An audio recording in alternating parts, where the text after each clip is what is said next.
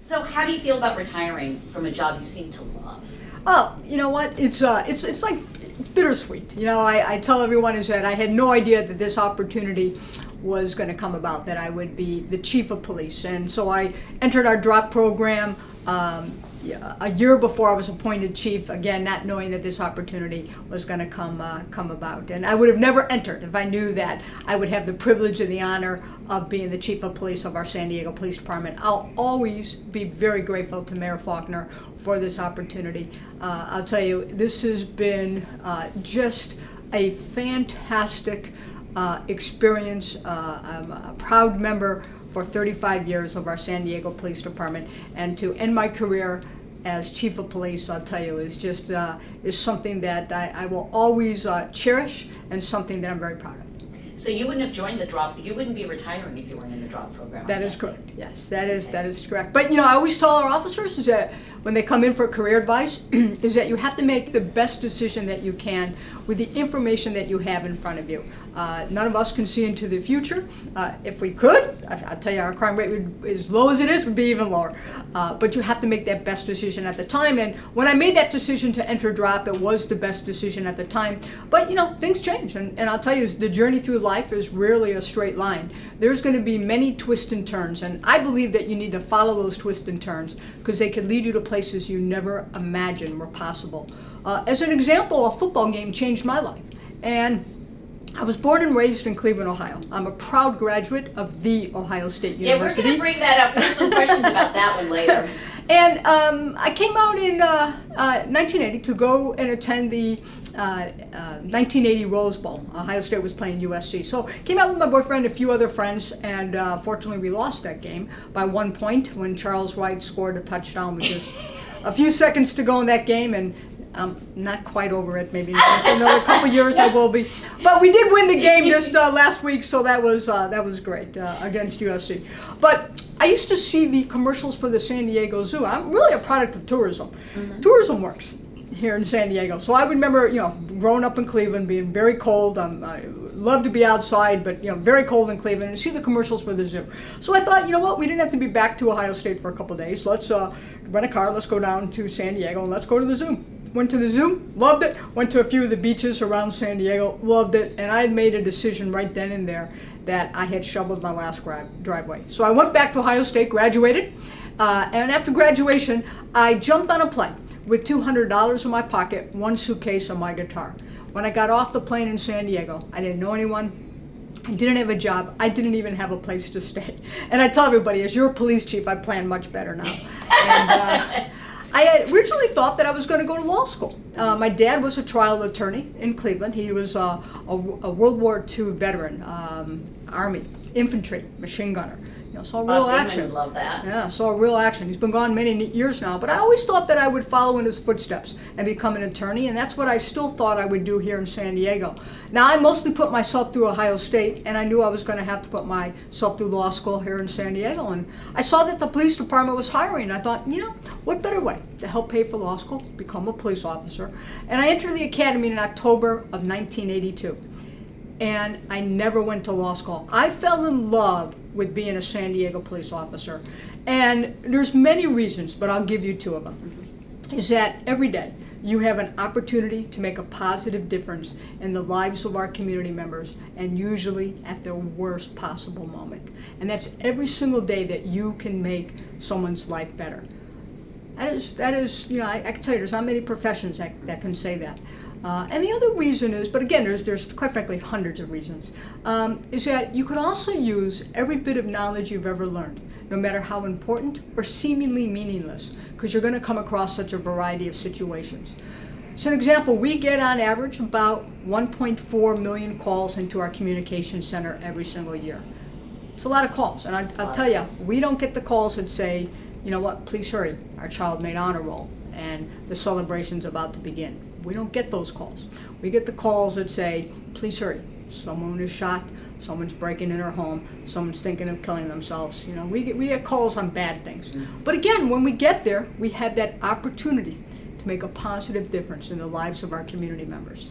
And, you know, when we say that we take the oath and we proudly wear the badge of the San Diego Police Department, that means something. It's not just a piece of polished metal. It represents the people of San Diego. It represents all of us. And it represents every police officer that has ever come before us, that is here right now, or who's going to come after us. I will tell you is when we take that oath, it is a solemn commitment and sacrifice to protect our community, and often the most vulnerable and humblest among us. And that is a sacrifice that we willingly made. And when we take that oath, we take it for life, to the day we no longer walk this earth.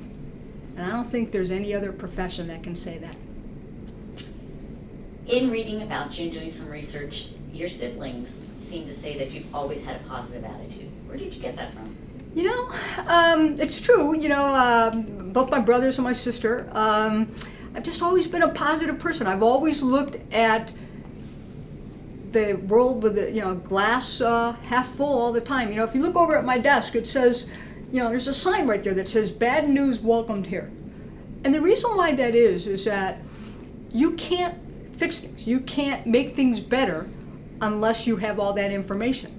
And if someone is afraid to tell you something, how are you ever going to make it better?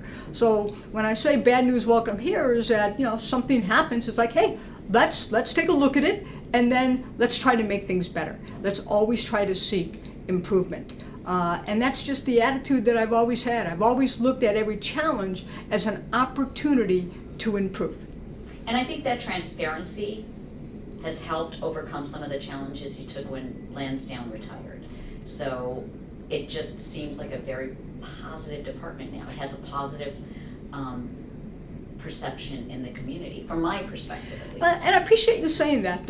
No one does anything by themselves. We are all in this together. As we say that public safety is a shared responsibility. And it's true, we're not going to shy away from it. There were some challenges in our department. 4 years ago, there was definitely some challenges, some things that should not have been happening. And so when I became chief, I looked at that as an opportunity to take a real hard look at everything that we're doing.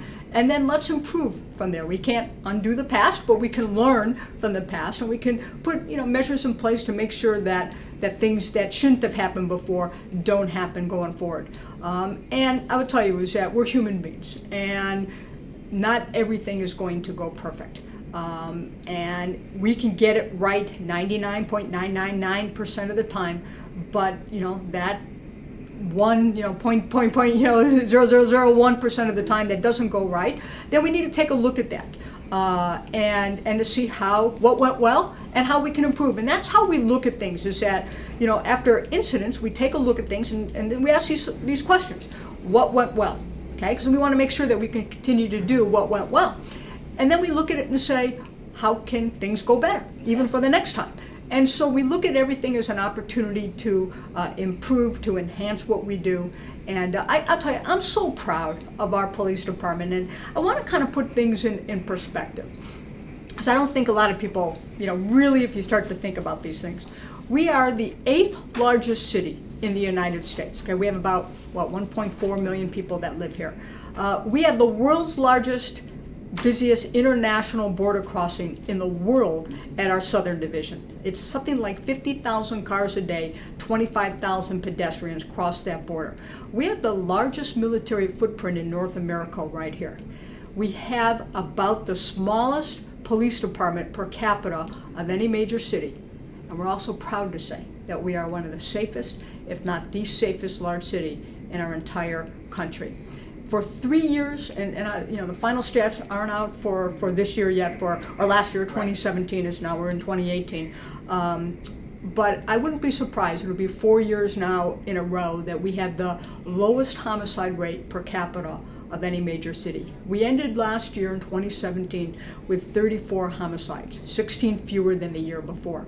It is the third fewest, I think, in 45 years, almost a half a century. What do you attribute that to? What I do attribute it to are several different things. Number one, the bravery of our police officers that just go out there, the proactive nature, helping to get those guns off the street. Also, our professional civilian staff. You talk about the work that they do with our crime analysis unit that go and try to help us to prevent crime before it happens. Also, our incredible crime lab that helps us solve these cases so much more quickly. But also equally important is our community. When we say that public safety is a shared responsibility, the information that we get from our community that helps us to solve crime and also prevent crime. So when we say that our crime rate is very low, and we're all very proud of that, I don't want anyone to think that it's just a statistic, because it's not. I mean, these are numbers, and we throw out numbers, and we get that we have to throw out these numbers. But they're not numbers to us. They represent people. There are mothers and fathers and brothers and sisters, our children. And so when we say that public safety, again, I'll repeat this, is a shared responsibility, it takes all of us to work together to really keep our crime low. And we're very proud of that. And we have to continue to work together. Also, technology is another huge reason for this, is that you talk about our ShotSpotter technology, you talk about DNA, and so being able, again, to be able to link crimes, to prevent crimes before it happens, using, again, technology, but nothing will replace, no matter technology and computers and everything else, that's all great, that's all very helpful, but nothing replaces that one-on-one relationship building. It's true. Okay, being police chief is a 24/7 job. It We is. see you everywhere. Thank you, by the way. How do you plan on adjusting from going 100 miles an hour to 0 on day 1 of retirement? And let me just ask a couple more questions. What's the first thing you plan to do on day 1? And then what are your long-term plans? That's great. A lot of people ask me that because it is, 80, 90-hour work week. Yeah. 7 days a week, calls in the middle of the night. So a lot of people ask, what's next? I've had a lot of offers. I'm very, very fortunate that there's been a lot of opportunities. I'm pausing though. I'm taking some advice from people that I respect very much, and going to take a little pause. And Day 1, what are you going to do? Well, you know what? First thing what I plan to do is maybe not get up at 4:45 a.m. I was going to say sleep in. Maybe sleep into 5. There you go. 5 in the morning. But some of the short-term plans is that I definitely want to do is reconnect with family. My family, is back east. My older brother is in New York. His older sister is in North Carolina. My mom and my younger brother are in Cleveland. I plan to reconnect with family, and not that I'm not connected with them. I don't mean that, No, but I know. but I haven't. Deeper way. Yeah, I haven't really spent any time with them. It's been difficult to have any extended time off over these last really 4 years as chief, but another 4 years as an assistant chief. It's been a long time since I've spent really any time with them. So looking forward to spending some time with family. Also, want to again, as some short-term goals. Jump on my bicycle. I've signed up again to do the Challenge Athletes Foundation bicycle ride to raise funds for the Challenge Athletes from San Francisco to San Diego. So start training again for that. Train again for a triathlon, so to get myself back in a really good shape. And so that's a short-term plan. I'm sure I'll do something else. I'm not done giving back yet. I'm staying in San Diego. A lot of people ask me that. I am staying in San Diego, and haven't quite decided what's next, but I'm not done giving back. Well, your name has been bantered about for running for office. I've heard that, yes. Mayor, yeah, it was in the paper the other day. Do you have any aspirations? I'll tell you, we've been able to accomplish so much together, and I'm very. I'll take that people are mentioning my name for running for mayor or for city council here in District 5, is that they have recognized the great work that we have been able to do together, our police department, with all of us working together. And so, I take that as a very positive. I haven't decided, what is next. As I said, I'm taking a little bit of a pause. I will tell you that I'm not done giving back. What exactly that looks like yet, haven't made any concrete decisions. Okay, now let's move into Scripps Ranch. Well, actually, what does it mean to you to get the Lifetime Achievement Award at the Women in Blue? It's I will tell you this, is that in some respects I'm very uncomfortable about it. I'm certainly, of course, flattered by it, but I'm also uncomfortable because it's not about me. And it's never been about me. I believe that it's about all of us. When we say again, and I keep repeating this because it's so true, it's a shared responsibility. Nobody, no matter who you are, does anything by themselves. And it's taken everyone on our police department to really be focused, and we talk about it in that check your ego at the door. It's never about you. It's about what is best for the entire entity of our department and our city, all of us working together, our community members. So of course I'm flattered, but I'm very uncomfortable about it because I know that it's not me. It is all of us that have worked together and worked so hard to achieve the results that we've been able to do together. Like I said, it doesn't happen by luck or by accident that we are a safe city, especially with the few resources that we have. I'll tell you right now is that, very grateful to Mayor Faulkner for that pay package for our police officers, and unanimous by the city council. Very, very happy that they unanimously agreed to Mayor Faulkner's pay raise, and the Police Officers Association that overwhelmingly obviously approved that. That was a game changer because I had some real concern that we were not going to be able to continue to accomplish what we have all worked so hard to do because we were losing so many people and so quickly. And equally important, we were no longer competitive, and we weren't even getting anybody in to even look at us. We were down like 30% to even look at us, and so to have that done is really just a game changer, that we will continue to hire the very best and retain our experienced police officers here. Okay, now we're going to switch to Scripps Ranch. Okay, why did you choose to live in Scripps? Scripps Ranch is a wonderful, wonderful neighborhood, and it in a lot of respects, it reminded me of where I grew up in Cleveland. Suburb outside of Cleveland is that you knew your neighbors. The street that I live on, there's 12 houses on the street in the cul-de-sac. It's a cul-de-sac. 8 of the 12 are the original owners, more than 25 years, and I think 2 others have been there about 20 of the 25 years. And you know what? It's just it's a neighborhood feeling. It's one of those that everybody looks out for each other, and it's kind of interesting because a lot of my neighbors, they're just so great, and they said, hey, we thought it would be great to how great is that now we have the chief of police living next to us, and they remember me 25 years ago when I was a detective, and they watched me go through through the ranks, and it was funny because not too long ago one of them left a note on my door that had said, please come home. We only see you at on TV or in the news, or read about you in the newspapers, and we never see you. We just never seen you since you've been chief of police. When you coming home? So cute. The nice the nice little notes like this, and how we all help each other. I know, and I've had to do this a couple times because of things that have happened here, that I was just not going to be able to get home for maybe a day or two, and I just pick up the phone and call one of my neighbors and say, hey, I need this. Can you put this out, or this, or trash, or whatever it happens to be. Everybody just looks out for each other.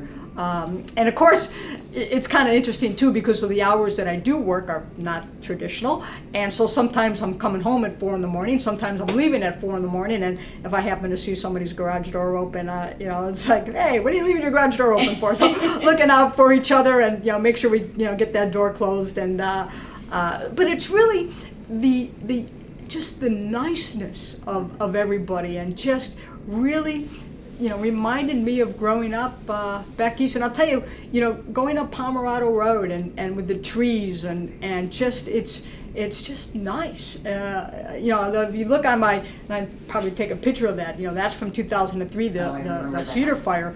My house is in that picture, and and so I remember. Was working obviously for several days straight. Was not home. Everybody had been evacuated, but I was working. I thought for sure that the house would be gone. And I remember, when all the neighbors, and I said, I had their cell phones, and I said, listen, I'll let you know when I know something. And I remember being able to make that call at about 3 a.m, saying, hey, all of our homes are here, because I've had to make calls that homes were not there to other people that I knew that was not obviously a good phone call to make. But to be able to say we had some damage, there was smoke damage and some other things, some fire damage, but Did you really gain that some close? of, not on my street, but in the complex. Oh, In the okay, complex, I didn't know there that was it some. came that close. Yeah, there was some fire damage and certainly smoke damage. I mean, for sure. But to be able to make that call to say, hey, good news is that our homes are here, but not so good news for, again, bittersweet. I mean, great that our homes were there, but you also felt bad because other people that we knew had lost their homes, and we had several officers that had lost their homes and they were at work. And I remember being at work and thinking, because I was listening to where I was at one of the command posts and listening to where the fire had gone. I'm like, boy, I don't think, I just had pretty much already told myself and prepared myself that that house, was not going to be our house. My house, all my neighbors' homes were not going to be there. And then there was I remember about 3 a.m, there was a little bit of a lull, and I jumped in my car and went from the command post to go check it out myself. And I drove up the street thinking the worst, and I'm like, wow. But I remember I'm just looking around going, we're here. We are here. And then started to call the neighbors at like 3 a.m. going, hey, I got some great news to tell you. And, so that was, we've been through a lot together. Yeah, and Scripps I remember Ranch. that I was in Bonds and our house was okay, but we ran into people who had lost their house and you didn't know at the time. Right. So I'm like, so how is your home? And they're like, it's not there. And I'm sorry doesn't really capture. Right. Oh, it was terrible. It was awful. awful. It was terrible. And so, like I said, it was almost like survivor's remorse. That's exactly what I was was going to say. Yeah, because here we're happy and at the same time we're sad. Oh, terribly sad. Yeah. All right, what are your favorite places in Scripps Ranch? Oh my gosh, there's Miramar Lake. I tell you, I love to run. So it's I'd probably run around Miramar Lake. I don't know, more than 1,000 times. For sure, I can tell you every little, Yeah, but it's just great. Miramar Lake is so much fun. The 4th of July is a great time. Out in Scripps You're always Ranch. there, and I think you were in the little car. I was in the little car. Yeah. Put that in the newsletter. Yeah, that was. That was a cute. lot of fun. That was a fun thing to do. But so many things, in Scripps Ranch. You talk about neighbors. Is that you just go down to the Starbucks, and I was there this morning. As a matter of fact, very early this morning, jumped into the Starbucks on the way home, the way into work this morning, and it's like you gotta schedule like another 20 minutes just gonna because say. you end up talking with your friends and your neighbors and Can you really go to Bonds in like No. half an hour? Yeah. No, Or you can can't. you even really Or the go to cleaners, or the Bonds, or the Right. cleaners. Trying to get in 20 Bonds? hours. So you going to the cleaners ones? So and so just the fun things about that. Where no matter where you go, you run into People you know. and and you know them by name. See, that's I what's know. so great. I mean, Do you remember all those names? yeah, for the most part, I do. That's for the most impressive. part. Yeah, for the most part. And so it's. That's what's so fun about it is that even if I go walking, sometimes the different routes that I have, walking or running or cycling. You just run into people all the time that and to be able to wave and say hi and it's just it's a fun, upbeat. Community, and neighborhood watch. I will tell I was you. going to bring that up, Yeah. and I will ask you a question about that because I kind of want it separately, but yes. Sure. Okay, just one question. When you think of the word Scripps Ranch, what's the one word that comes to mind immediately? Friends. Oh, that's sweet. Okay. Yeah. All right, now your perfect transition. How important is the Scripps Ranch Civic Association and the Scripps Ranch Civic Association Neighborhood Watch Program to the police department? It's huge. When we talk about our retired senior volunteer patrol, our volunteer, we have more than 600 volunteers on our department, many of them being in our RSVs, Ps that go out there, and several of them are block watch captains in Scripps Ranch, and it's huge. And this all goes to the public safety as a shared responsibility. We can't do it alone. No police department can do it alone. We need everybody together. And I kind of give the analogy, I'll date myself here, but the old, maybe our IRFD, and they have, Mrs. Crabtree be looking out her window and saying, hey Andy, we got somebody on our street here. I want Mrs. Crabtree's out there. We want people that are out there that are looking out for each other, and that's all of Neighborhood Watch and how it's evolved too. Because think about it. You think about technology. It used to be you go over somebody's house. Sometimes you still do that. That's great. That's the relationships and face to face, and nothing is ever going to replace that. And very important. But now you talk about nextdoor.com, and you're all on. Sometimes connected on Neighborhood Watch via phone. by hey, we see this person on the street, hey, let's upload some video, let's take a look at this car, let's see this, and to be able to share that information and use technology. So if somebody didn't have time to go to a meeting for whatever that reason was, you could basically be on that virtual meeting. And so that is huge. And I'll tell you, Scripps Ranch has a fantastic and a very well-connected neighborhood watch association. National Night Out is huge in Scripps Ranch. Every year I make sure I go by a few of them, which are great. And it's, again, a way to know all your neighbors and to say that you really are looking out for each other, not just one day a year at National Night Out, but every day of the year. And that's what it's all about. From what I understand, the department or parts of the department have used the Scripps Ranch Civic Association Neighborhood Watch as a model. It is, yeah. When we talk about, I'll tell you, Scripps Ranch just does an amazing job. And there's a couple other areas too in the city that also does a great job. But Scripps Ranch, obviously, I live there, and it's how we, sometimes other neighborhoods want to know how to go about it. And we've given your name, as you know. We've given your name for people to call to say, well, how did you do this? How did you get it together? And we always say, you don't have to start huge. Just start with a few people, and then it will grow from there. And so, yeah, we have used it as a model for other areas, definitely. Well, I'm going to give kudos to Cheryl Shaw and Bob Ilko, because they do a great job. And you talk about, one of the other things I love about Scripps Ranch is the concerts in the park. And, and the Heroes play all the time. And I've gotten to be, I always call the Heroes on their biggest groupie. Every time they play, they let me play drums, and I like to get up there and do that. And it's just, it's just fun. All right. You've been transparent with the people of San Diego, and people know a lot about you, your sports loves, your athletics. Ohio State. Yes, we know this, and I'm bringing up another Ohio question. State. What is one thing about you that might surprise people? Maybe that I play a few instruments, but none of them well. Which ones? I play drums. A few people know that because I do sometimes play with the Heroes and we'll play with a few other bands on occasion if I get asked to do that. Clarinet, guitar, piano. So a few different instruments, but again, none of them well. None of them well. Other than being police chief, what would be your dream job? Playing the drums for the Beach Boys? I mean, what would be like your dream fun thing to do? I gotta tell you, I've never really thought about that. It's because I love being a police officer. And, and that goes back to the transition. What is that gonna look like next? And, it's about public service.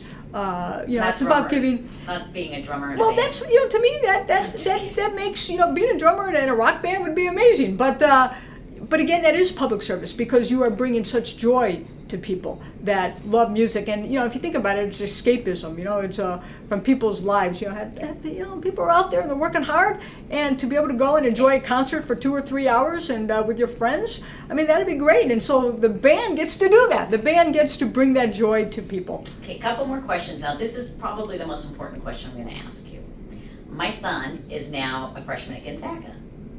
So, if Gonzaga took on Ohio State, they would now lose. I know the rankings. They would lose. Oh, yay, you said it. Gonzaga would lose. Gonzaga would I lose. thought you said Ohio State would lose. No. They're not even ranked. Come on. Gonzaga would lose. As basketball. Yes. It's Gonzaga, by the way. Okay. There's a whole video on YouTube about the pronunciation. Is it really? Yeah. Well, first of all, congratulations to your son. Oh, That's a great school, great basketball school. He couldn't get into Ohio State. What happened? I think he wanted weather, but not that much. I was kidding, yeah. All right, anything else you would like to add? I would, is that, it's been an absolute honor and privilege to wear the uniform and the badge of the San Diego Police Department. I'll always be grateful to the citizens of San Diego. I like to say that, my dad, although he's been gone many years now, he's served in, as you heard me say, World War II as a veteran. So real action. And because of him, I like to say the greatest generation, our country is much different than it would have been. And because of him and his bravery and others like him in our military, I'd like to think that I get to do something in my small corner of the world called San Diego to make it a better place. And that's why I come to work every single day, what I like to do every single day. And then I hope that we have together, not just live here, but to work here play here, visit here. This has been, I will tell you, a dream come true, and I just am grateful every single day to have had this opportunity. When you started as a police officer, did you ever dream you'd be a chief? Never. I worked, my goal was just to be the best police officer that I could possibly be. I never worried about whatever assignment came next. I just worked as hard as I could in whatever assignment that I had, and things just fell into place. I was on 14 years before I even thought about promoting. And I worked undercover many times. A lot of people know that undercover in the high schools. Yeah, I read about that. That's really cool. When Maureen O'Connor was mayor, I was her bodyguard. Uh-huh. And that's when we had the first Super Bowl, the Soviet Arts Festival. A lot of great things going on in the city, and to have the opportunity to have worked so many different assignments. We're a big city, the 8th largest city, 340 square miles, and a big, police department, and which means that the opportunities are there. That's what we tell people, and I always leave it with this, is that, we are hiring, and if you want the opportunity also to make a positive difference in the lives of our community members, come join the San Diego Police Department, and I will always, always be grateful to Mayor Faulkner for giving me this opportunity, appointing me chief of police of our San Diego Police Department, who I believe is the finest police department on our planet. Thank you, Shelley.